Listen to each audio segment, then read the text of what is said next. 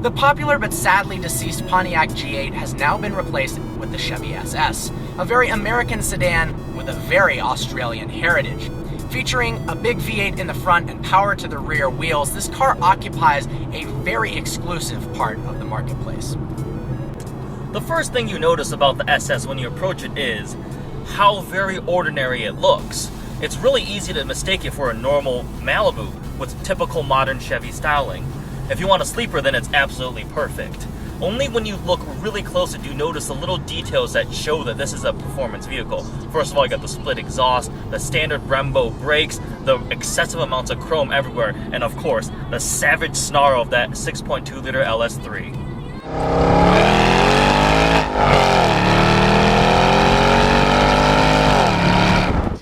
With 415 horsepower and 415 pound-feet of torque, the Chevy SS hits 60 miles an hour in 4.5 seconds. That's easily quick enough to keep up with its two-door Camaro brother. It weighs 4,000 pounds, so it's no lightweight, but it does take corners really well. And the great thing is, GM magnetic ride suspension is now standard, which means it soaks up the imperfections in the road, but still allows you to confidently take turns at an aggressive pace. The Chevy comes really well equipped as standard. There are actually only two options available. Those are the sunroof and a full-size spare tire and wheel. Opt for those, pay the gas guzzler tax, and you have a sub $50,000 400-plus horsepower rear-drive sedan. Big news for the 2015 model year is the availability of a no-cost 6-speed manual option. Unfortunately, this test car does not have it. We have the 6-speed automatic. Actually, getting the manual saves you the $1,300 gas guzzler tax, as if you needed another reason to get the manual.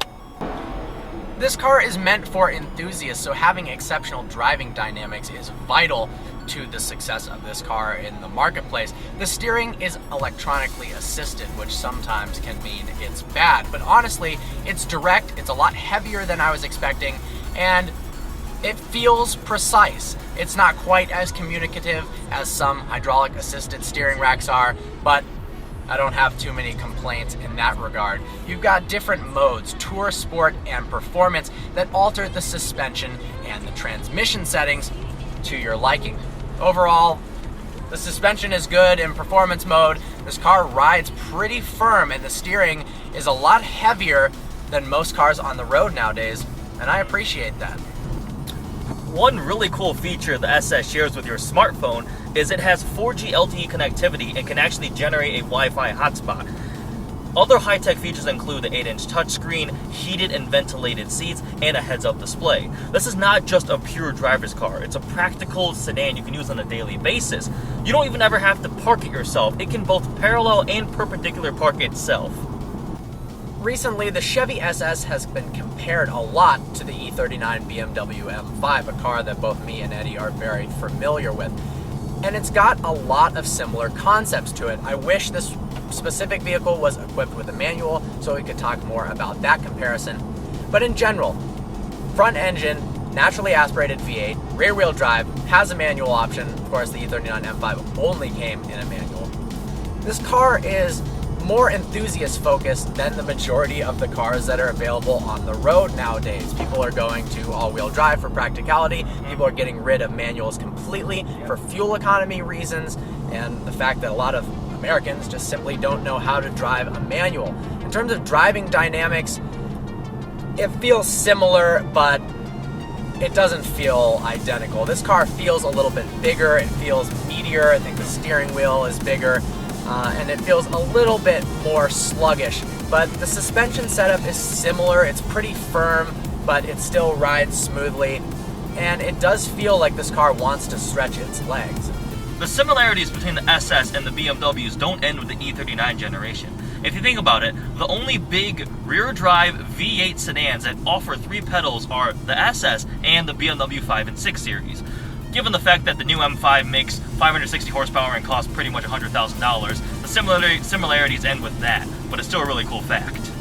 With the amount of equipment you get, the performance, and the all-out fun-to-drive nature of this car, it's somewhat surprising how little GM is able to actually sell. I think that speaks a lot about the car market in general.